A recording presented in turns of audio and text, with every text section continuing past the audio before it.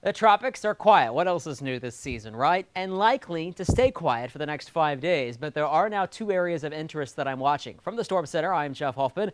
In this tropical weather outlook, I'm looking at an area of disturbed weather here in the western Caribbean and one that's north of Puerto Rico, east of the Bahamas as it moves westward this weekend. Both of these regions are where storms do typically form in October. When you look at the origin points, they're really all over the place, but there's a grouping here and also a grouping here in the western Caribbean. So we'll certainly keep an eye out, and it's in those areas where storms typically develop, and then here's their most likely path. When you look at the data for October, this data courtesy of NOAA, the storms either move toward Central America or get picked up by the westerly winds and then pushed across maybe South Florida.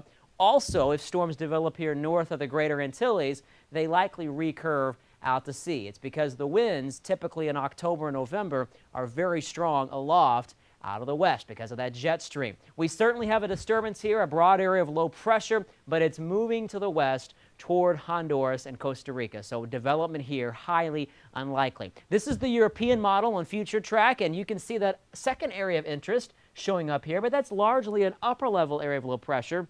These lines denote surface pressures. We really don't have a closed area of lower pressure. The GFS also showing some type of system here, a little weaker system, but possibly one that has more moisture. We'll continue to watch that closely, but as of right now, I think we are protected here in the state of Florida because of those fast westerly winds. So the bottom line is conditions are unfavorable for development out in the Atlantic, but we do have those two areas to watch. No immediate threat, though, to the state of Florida. We'll continue to keep an eye, though, through next week.